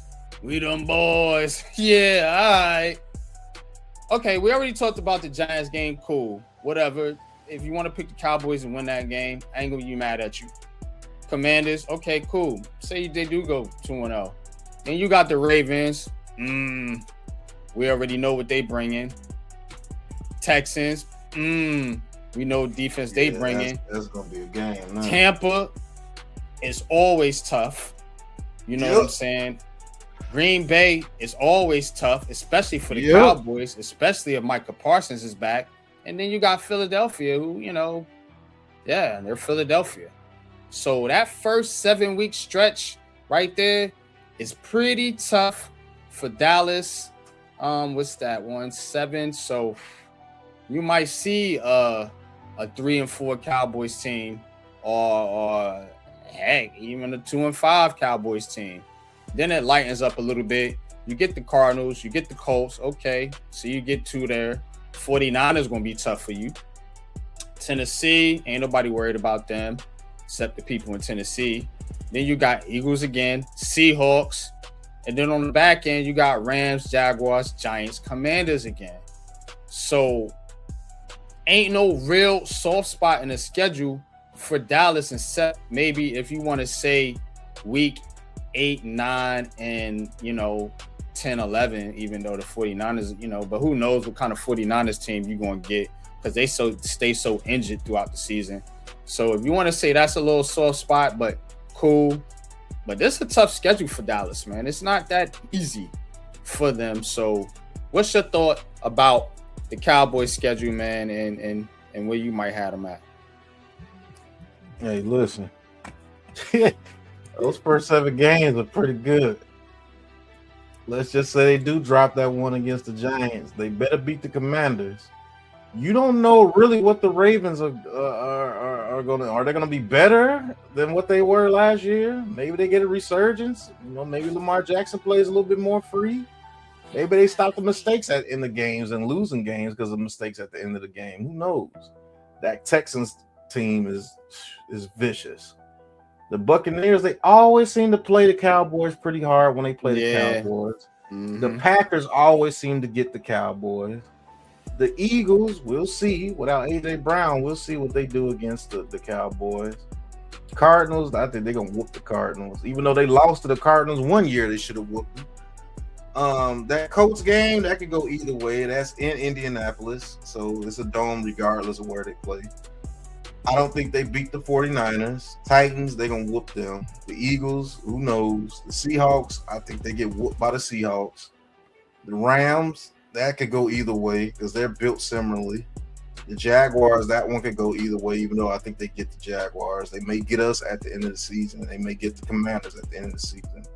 So, I think they're a playoff team. Mm-hmm. But if they mess up those first 7 weeks, and go like 2-5, they're gonna struggle to get into the playoffs. Yeah, sure. Yeah. Inside Monster says, I see the Cowboys going 10-7, 9-8. Yep. Somewhere around there. Yeah, I could see that. I could actually see all these teams in this division finishing in like a 10-7, 9-8, 8-9 range. The Commanders might be coming up the rear, but 3-3, I believe, was Harbaugh's record against the Giants. Iman. So yeah, that was the only team he didn't have a winning record against, but he's on that team, so we don't have to worry about that. All right. But yeah, I'm kind of with you. Inside Monster, 10-7, 9-8 ish for Dallas. Yeah, if we want the Giants to be in it, we need the Cowboys to probably finish in that 8-9 win range, and maybe the Giants can get to 10. But I think it's going to be that type of race this year. I think they're going to all be within 1 or 2 games of each other. There ain't going to be no Eagles running away with the division. Screw that bullshit. All right, speaking of, let's get to the bullshit. Philadelphia. Mm-hmm. Philadelphia. All right. They get the first place schedule, so let's take a look at it. Commanders starting off with the Titans and Bears. I think that's favorable for Philadelphia. Very favorable. First three games, even the Bears game, to get them at Monday night at home. So then you got the Rams, Jaguars, Panthers, Cowboys, Commanders, Giants. That's a tough stretch right there. Not out of worldly. I think they can handle that. I think where it gets rough for them is the back end. Steelers, Cowboys, Cardinals, Colts, Seahawks, Texans, 49ers, and finish at the Giants. Yeah, so that is rough. You might see a Philly team start off like 6-2 and finish 8-9, some shit like that. It could happen like that. They could definitely falter down the stretch, especially if they don't have injuries, especially if they have injuries, and especially if this offense doesn't take a step forward. I'm always going to say Philadelphia's defense will always keep them in games. So I don't ever think they'll be bad.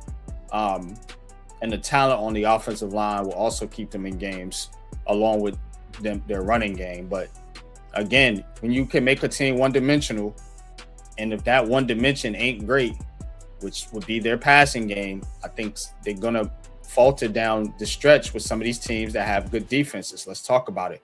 49ers, good defense. The Giants should have a good defense. The Texans will have a good defense. The Seahawks will have a good defense. The Colts ain't bad, and the Cowboys should be better.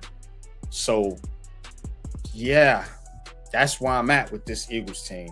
I could see them finishing 8-9, 9-8, somewhere in that range. Like I said, I think they all gonna kind of be right there within a game of each other. Maybe outside of the Commanders, they might get beat up on this year. But what's your thoughts on the Eagles? I'm totally right with you. I can see them starting off pretty well. Definitely, I can see them starting out 2-0, maybe 3-0, because I don't think the Bears are going to be what they were last year. Yeah, I think they take. Then then they may falter maybe 1 or 2 games between that Rams and Panthers stretch. I think they might lose to the Rams and maybe the Panthers and get the Jaguars, and I think they lose to the Cowboys. Then you got 2 divisional games. Let's say you lose one of those before the bye week, so you round about 5-4, 4-5 in that scenario. The Steelers, something about the Steelers, they can get them. They can still get them. Man, then you got the Cowboys again. Now the Cardinals, they're gonna whoop up on the Cardinals, but yeah, I don't. The Seahawks take the 49ers. Woo. I don't see 12 wins on that schedule, respectively. Me either, bro. But if y'all do, y'all are balling, because man, yeah, that Seahawks Texas 49ers stretch. Yeah, that's the thing. It's the back end, and I think the back end of your schedule, when your back end is hard, like the back part of your schedule is hard. I think that's where you allow teams to catch up. Yeah, you know what I mean? So again, it's gonna all be about health for this team. And if you lose AJ Brown, that's really gonna put things. See, I'm kind of looking at this right now for you guys as if you do have an AJ Brown on your team. Without an AJ Brown, I'm thinking it's gonna be a real struggle in a lot of these games where your offense. The teams are making your offense one-dimensional. That's why I said on the back end with some of those teams that have better defenses, like the Steelers, like Dallas, who's got stronger up front, Seahawks, Texans, Giants, even 49ers, it could be a struggle. Front part of this, Bears, we already seen that. I'm not big on the Bears. The Rams defense isn't scary. Jaguars defense is good, not great. Same thing with the Panthers. And then you get those 3 division games. So, again, man, if the division is better, it automatically by default makes the Eagles worse. And I think the division will be better. So, yeah, I don't know. But I'm kind of right there with you. Could they win 10 games? Of course. I definitely don't see them 11 win, 12 win, because that means they're beating up on the division again, and I don't see that happening. All right.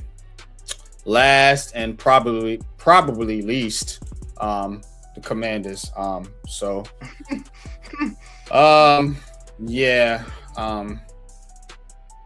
So they starting off with the Eagles and Cowboys and Seahawks and Colts. They might start out 0-5, bro.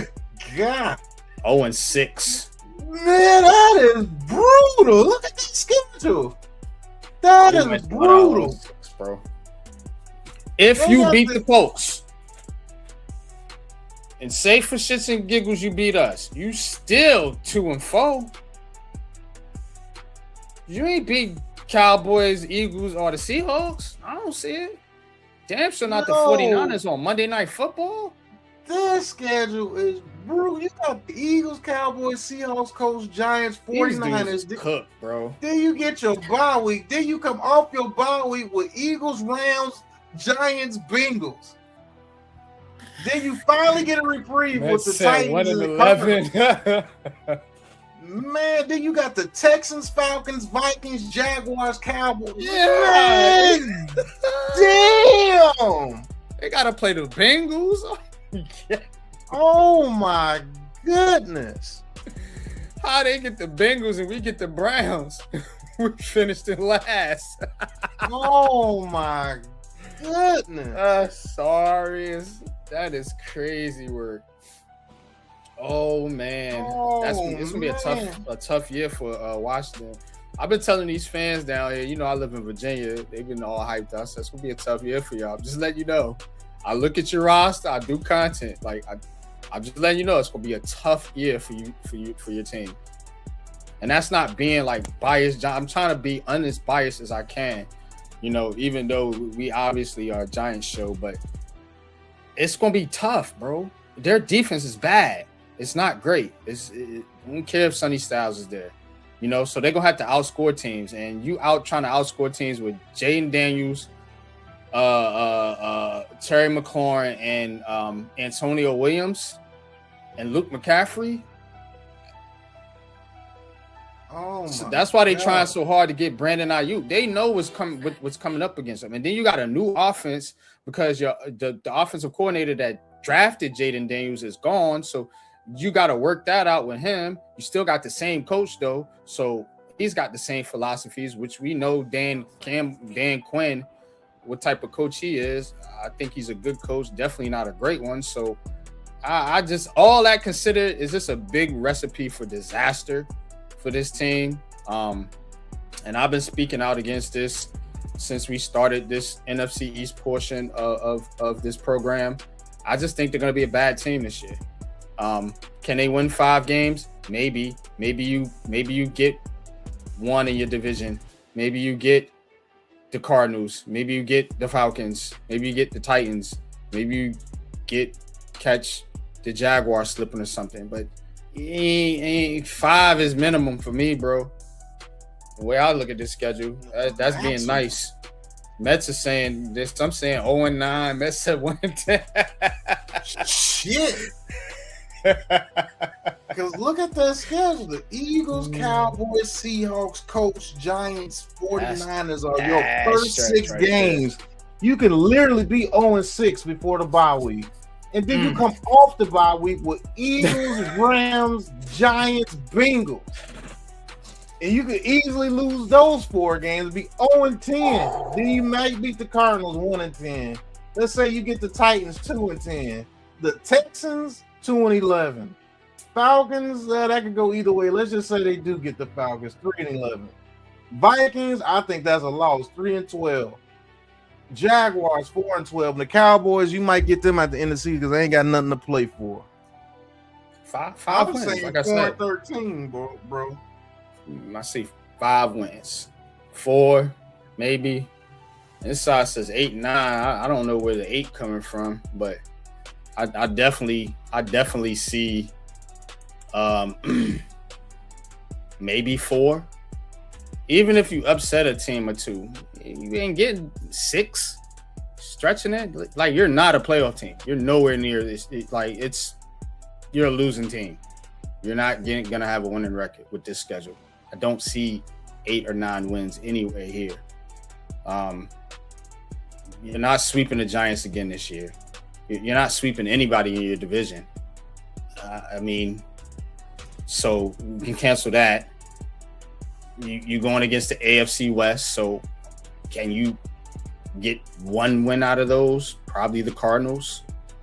And then the AFC South, which by all accounts has gotten a lot better.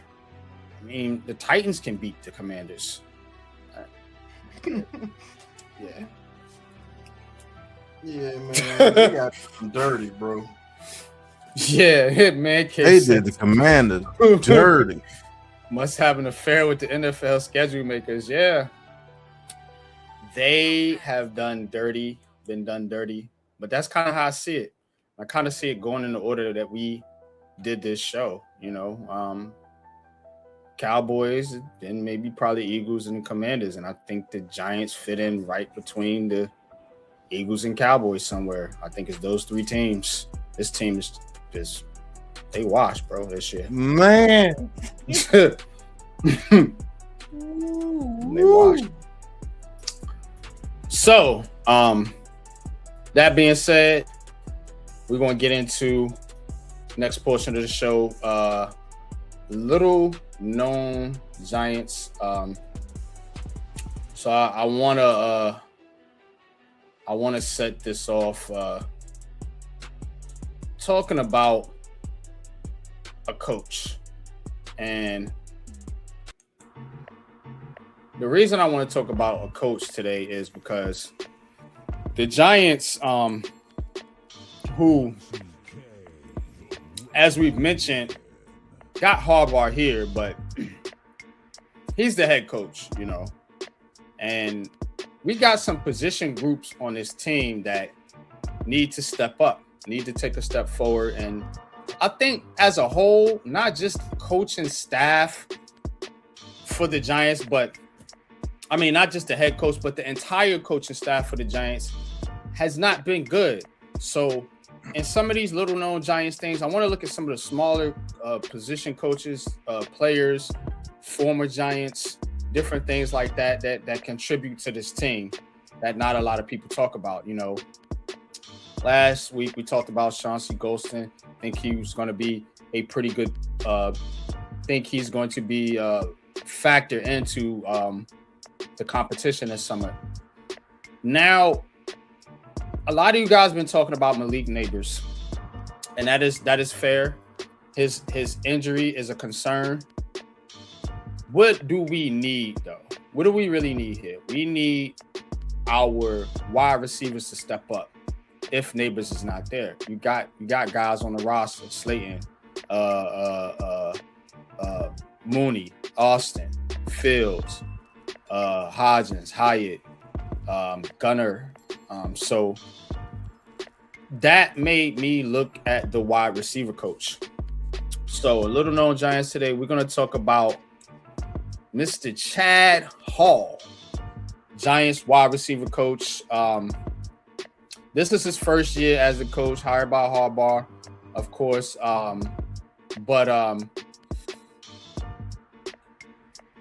So Chad Hall was the Jaguars wide receiver coach from 23 to 24. Some of the notable impact that he had was helping Brian Thomas Jr. 87 receptions over that 1,200-yard season, 10 touchdowns in the Pro Bowl. And a lot of people were, you know, kind of connecting dots with Hall. Remember, he was over there with Buffalo. I know Buffalo, but Diggs was over there. Diggs had a pretty good year. Also, Cole Beasley. So those are a couple highlights. Background: Air Force Academy standout. Led the nation in all-purpose yards, 2027. Yada yada yada. But this is your wide receiver coach, Chad Hall. So I think this is important because when you thinking about it, Pat, we need these receivers to step up, bro. You know what I'm saying? We need these wide receivers to step up. And again, you know, last year, of course, he would work with the quarterbacks, assistant quarterbacks coach, but this year, you go into the wide receivers. Last year was Mike Groh. Remember Mike Groh, and I didn't like him. I didn't like what he was teaching these wide receivers. They were not developing, and they had a lot of drops. That's something that you could specifically point to with the coach. You know, when you have a lot of drops, concentration drops as a wide receiver, man, you know, I need my coaching to coach that out of you. So those are little things. I know I've been studying the wide receiver position a little bit more. You guys are going to be scouting wide receivers here this upcoming season. So I need Chad Hall to get these guys right. Let's see some development from even Neighbors, because Neighbors had a big drop problem in his rookie year. Let's see some development from Fields, who we traded up to get. Let's see if we can get something more out of guys like a Slayton, guys like a Hodgins, Mooney, maybe. You know, so you see kind of his background here, college background, some of the notable impacts that he had throughout his career. Of course, Jaguars, coach Jaguars and Bills wide receivers. Some of the names there: Thomas Jr., Diggs, Cole Beasley, yada yada yada. What's your thoughts on Chad Hall and this wide receiver coaching position here? And do you think we can get an upgrade here with this cat? I just think we're gonna get an upgrade of coaching period this season. I do think Chad Hall is a very good receivers coach. He helped out Diggs when he was over there with the Buffalo Bills. Like you said, under his tutelage, Brian Thomas Jr. Had his best season. And you saw what happened to Brian Thomas Jr. last year when he left. For some reason, they say he wasn't fitting the scheme. I don't know.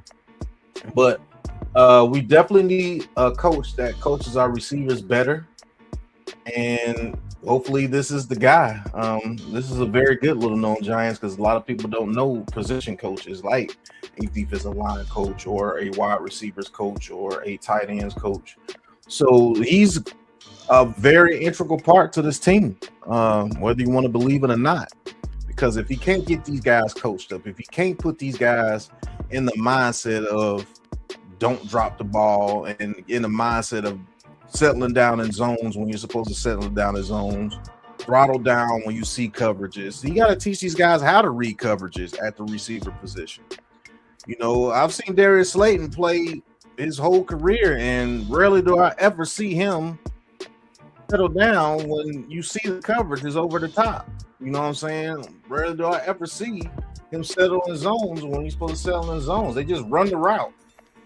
Yeah. You know, so they're gonna build that chemistry with Jackson Dart, and he's one of the guys that's gonna help that to go. The quarterback's coach, the receivers coach, you know, the offensive coordinators, all the offensive people, period. So this is very good Lil Known Giants. Chad Hall, man, wide receivers coach, man, very important. Yeah, no doubt. But yeah, so we're gonna wrap it up with. I hate this Twitter app, bro. Every time I gotta play something off this raggedy thing, it wants to act stupid. Plan here is to give you guys on the money out of pocket. But all right, let's see. We'll attempt to do this. So on the money out of pocket, coming up here next, we're gonna wrap this one up, man, and get some kicks and giggles about things going around the NFL, world of sports, and this life. Let's get it.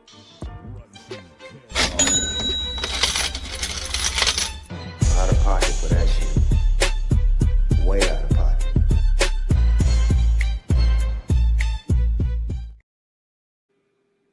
All right. So let's get this one up.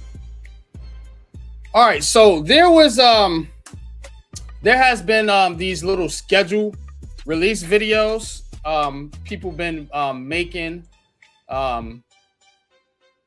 their own little videos. So we're gonna look at the Chargers video, and y'all tell me if this is on the money or out of pocket.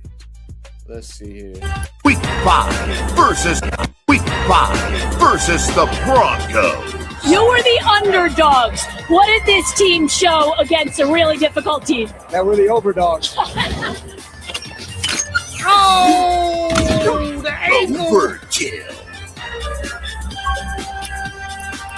Week 5 versus the Broncos. You were the underdogs. What did this team show against a really difficult team? That we're the overdogs. Yeah. Week 5 versus the Broncos. On the money or out of pocket, Chargers PR team or whatever it is, making fun of, I believe that's Bo Nix there, because they threw the ankle bomb, blew up his ankle. So on the money out of pocket here, man. What you think? I think they on the money. His ankle blew up, but they couldn't make it to the Super Bowl. That's what happened. Because if it wasn't for his ankle blowing up in that game, I think they would have beat the Patriots. They would have been in the Super Bowl. Who knows what would have happened in that Super Bowl if they would have made it. I think they were way better equipped to play the Seahawks than what the Patriots were. That's for sure. But yeah, I think they're on the money. Yeah, no doubt, man. All right, let's get to our next one here, and this one they say is the Tennessee Titans. Tennessee Titans believe they have a top 10 wide receiver duel in Carnell Tate and Wan'Dale Robinson. I just love this photo here.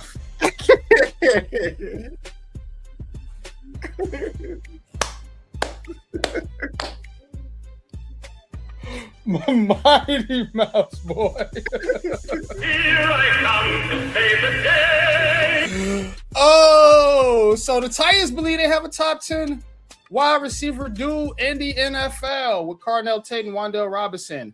On the money or out of pocket? Out of pocket, man. One is a rookie. He hasn't proven anything yet. Way out of pocket. And that picture is hilarious. Man, people don't understand how small Wan'Dale Robinson is, bro. That dude's 5'6". I don't care what nobody say, bro. That dude's 5'6", man. Because Carnell Tate is not 6'9". Carnell Tate is 6'2", 6'3", bro. And he look like Ant-Man out there. Like he Ant-Man from the Timberwolves compared to him. And Robinson like Ant-Man too. The little Marvel character. I don't know, man. I think he's gonna get fed a lot of targets, man. Dabo's gonna try to make him signing Wan'Dale Robinson to that contract like he knew what he was doing. So he's gonna feed Wan'Dale Robinson, and I don't know how that's gonna play out with Cam Ward and everything. It's gonna be a sight to see. Let's see, man. Hopefully Cam Ward can make it out. But man, bro, that picture is hilarious. But out of pocket, they're not top 10. Yeah, I'm with you on that one. All right, man. Our next, hold on.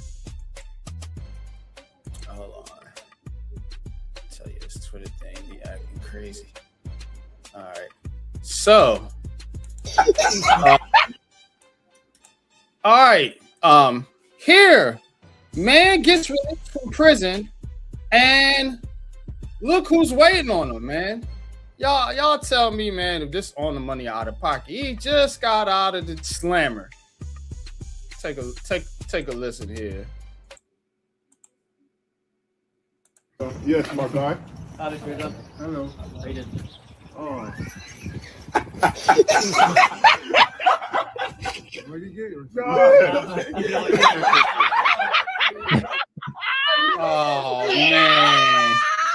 Oh man, come Yes, on, my guy. bro. Hello.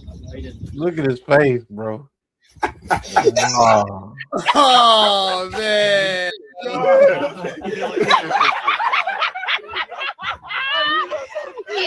Oh man, on the money or out of pocket, man. It's Somebody out of trolling pocket, you man. like that. Yeah, it's out of pocket. It's on the money because it's funny, but it's out of pocket, man. That man just got out. You gonna tell me 12 gonna be waiting on me when I get out? Come on, man. Come on, man. Come on, man. As soon as I get out, I ain't get a chance to breathe. Man, I'm trying to tell you. All right, man. Last but not least, we have a trade to report here. Yes, I said it. A trade. This one is involving two zoos. So, the Pittsburgh Zoo has agreed to trade 7-year-old male gorilla Frankie to Boston in exchange for a 33-year-old silverback gorilla, Little Joe. Both trades were designed to provide a healthy, genetically diverse population of critically endangered gorillas in human care 100. This is real. This really happened. So, on the money or out of pocket, the trading of gorillas.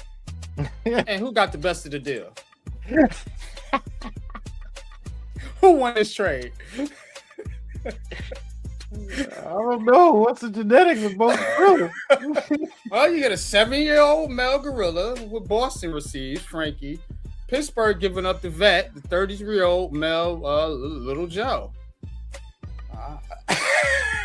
You gotta see how all his little Joes were at Pittsburgh. If his little Joes were growing up to be big and strong, and they need more. They need some little Joes on the Boston side. Little Joe will come in there and put in some work and give them a lot more little Joes. And then Frankie, he can get over there and learn from all the bigger little Joes over there and start making little Joes of his own. I don't know. Seems like a pretty fair trade to me, man. If Boston needs some little Joes. Yeah, man. I feel you, bro. But that's all I got, man. For all the money out of pocket, man. It's been a wrap. Trading of gorillas. Man, what? Out of pocket for that shit. Way out of pocket.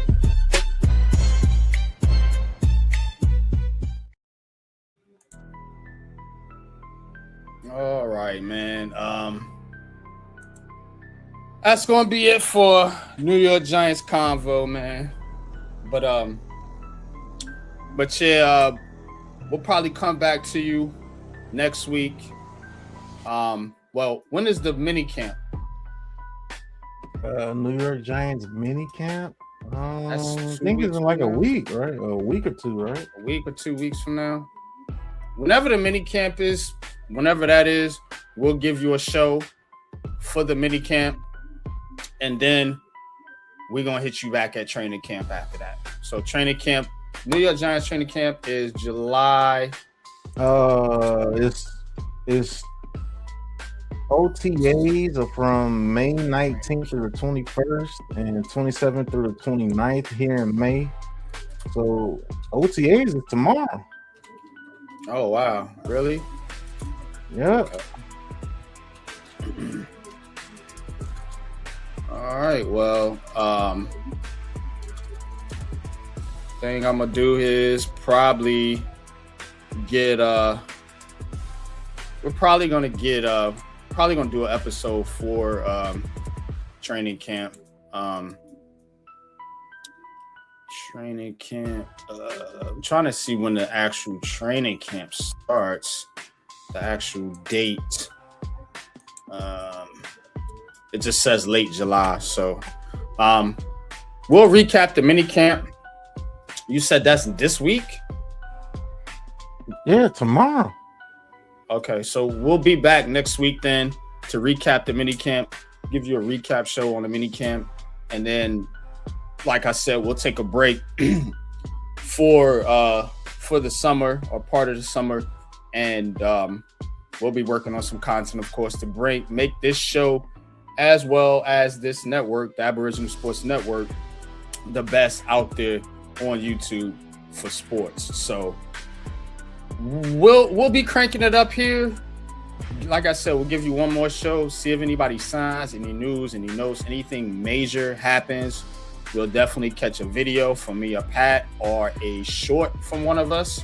So we'll keep you updated on Unpopular Opinion Sports as well as the Aboriginal Sports Network, along with Big Pat Sports Talk. We're going to keep you updated on all your Giants news, notes. But this has been New York Giants Convo. with me on Popular Opinion Sports and Big Pat Sports Talk. New York Giants schedule release. And we got the Giants having a winning season, y'all. So get fired up. Get amped up. Talk your shit, because we're going to be talking our shit this whole entire season. You keep it locked right here. We got y'all covered, man, from morning to night, man. New York Giants coverage. But that's all I got for today. Pat, man, take us out, man. All right, this has been New York Giants Conversations, man. Hey, listen, New York Giants, I think we're winning more than 8 games this year. I got us at 10, NYG got us at 9.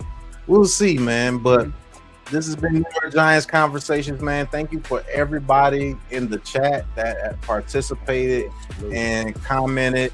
And thank you to Mr. Coach Ward for sending the $10 super chat, man. Appreciate you, brother.